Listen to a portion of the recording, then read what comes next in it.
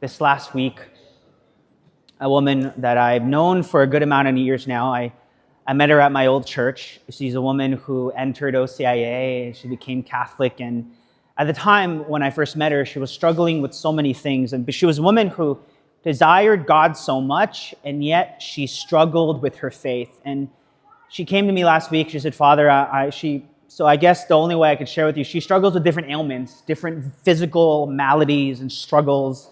She struggles with her family. She struggles with her parents. It's like her entire life has been this heavy cross that she's been desiring to carry, but it's so hard. And so she came. I haven't seen her since I left the church, right? And I left that. You know what I mean. Father, did you leave the church? No, the other church. And so she just wanted to talk. And this woman, this is what I told her. Sometimes I feel like we think that, for example, I'll tell people who are scared, courage is not the absence of fear. You step forward despite fear. For example, faith is not the absence of struggle, not the absence of doubt. Faith is we step forward even though it's hard. Faith is it's not so much we know exactly, we see exactly, we know our future. Of course we don't. It's like, I always do this image. We step forward trusting that there is a God that got us, even when we don't fully understand how. So what I told this woman, because she was like, Father, it's so hard. And she said to me, Father, you ever experienced that moment where you pray and you feel like no matter how much you pray, God is not listening? And you don't got to raise your hand, but how many of us have experienced that?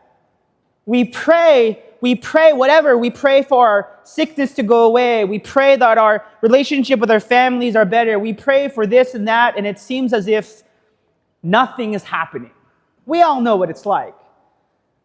I want to capture, I share that story because I want us to see the woman in this gospel as a woman who is, how do I say this? Her faith is so strong that no matter how many times people tell her to go away, she is so persistent in asking that she never gives up. Now, how many of us heard this gospel and we got the thought, did Jesus just call her a dog? I remember when I first heard it, I was like, that doesn't sound right.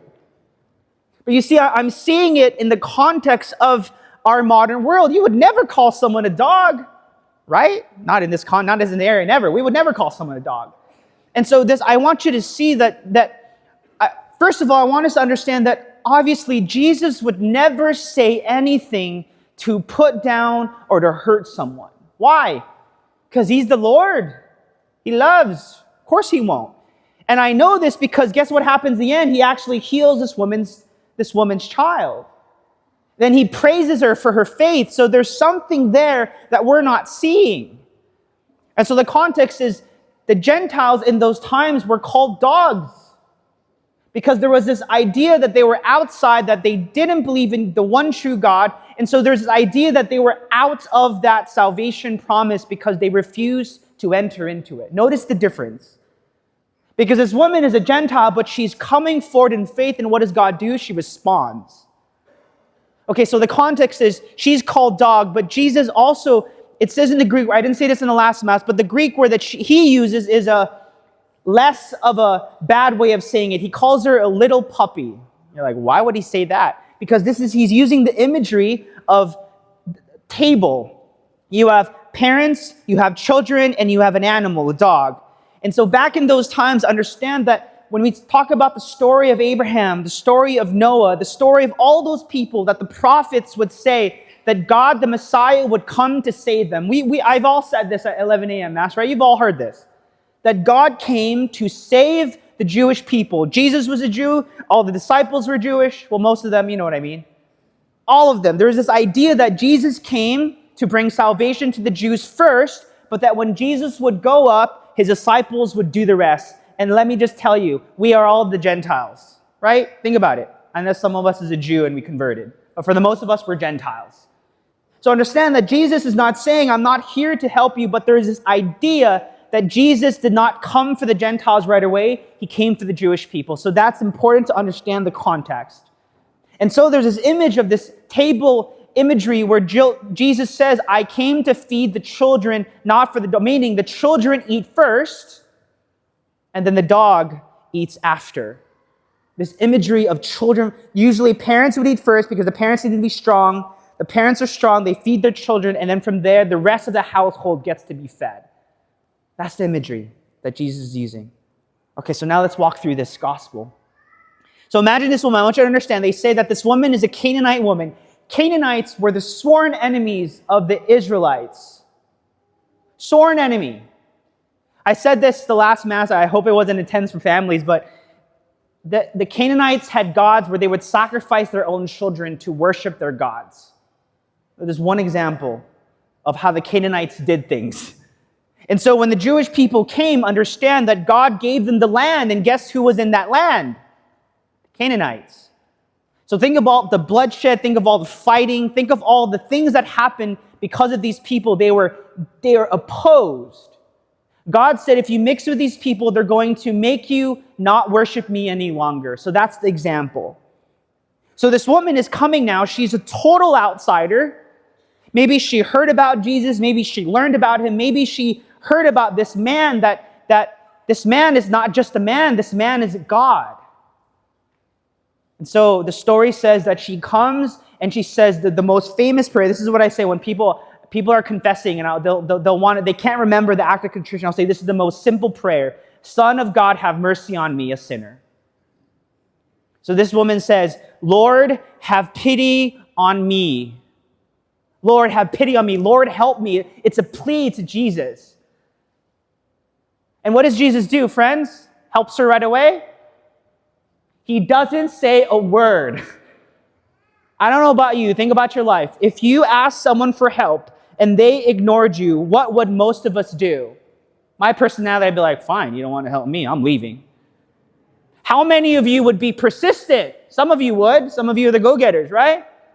If someone said no to you, what would you say? Someone said to me, they sell stuff. They're like, look, a no is just another opportunity for yes. I was like, okay, wow. I don't have that personality. That's amazing. And so imagine, he literally ignores her. And then secondly, the disciples say, make her go away, meaning they're annoyed now. So first you have Jesus' rejection, ignoring her. And then secondly, pretty much disciples say, make her go away. She's annoying. Well, you know what I mean. It was like they were so bothered by this woman, Canaanite woman. What are you doing? He's not going to help you. You're not a Jew. And so imagine all those times she doesn't leave. She's persistent and she says, help me. My daughter needs help. And then Jesus Christ, third time, he says, salvation is here. I am here for the Jewish people. I have come to bring light to the Jews, to the Jewish people. So that's the third thing that he says, but she doesn't leave. She just says, Lord, help me. She doesn't leave. Her faith is so strong that she knows Jesus will help her. And then fourthly, he literally says a statement that the statement that shocks us is, I've come to feed the children and not to throw food to the dogs. And so he knows exactly what he's saying. He knows that people like her, the Gentiles, were called dogs. He knows all the things that statement means. And he says it because he wants to teach everyone around a valuable lesson on her faith, but also wants to teach us what it means to keep fighting, to keep persisting. And so she literally, imagine if someone said that to you, meaning, you don't get this. I'm not here for you. You don't get this extra stuff that I want to give. You don't get the blessings. Many of us would answer in what? Our pride, our entitlement, our anger, our ego. How many of us would do that? You don't got to raise your hand, but think. She does not respond in her pride or arrogance or humility. She literally speaks the language that Jesus is saying. She says, well, even the dogs get the scraps from the table. Meaning, I get what you are saying. Salvation is for the Jews first and then to the Gentiles. But even God, you can give me something because I know you will. And I trust that you will. Friends, that faith is remarkable. A heart that is so humble enough to bow down before God after 4 times. not hearing, literally, Jesus ignoring you, disciples telling you to leave, Jesus saying, I did not come for you, and fourthly, he's saying, I did not come, I came for the children, and you're outside. But over and over and over, she says, no, Lord, please, please help me. Friends, how many of us approach God in such a way where we are so persistent that we don't give up asking for God, even if he appears to be silent, appears to be not listening? But how many of us come to prayer in humility? A lot of times people come in prayer, they get so mad because they don't get what they want. I'll say, do you love God or do you love his gifts? Do you get the difference? Do you love God for the things he gives you? For the peace, for the joy, for the things we all like? But the minute life is hard and difficult, what happens? We leave. We stop praying. We don't go to the Lord anymore. And then the gospel, Jesus Christ is clear. He says, woman, how great is your faith?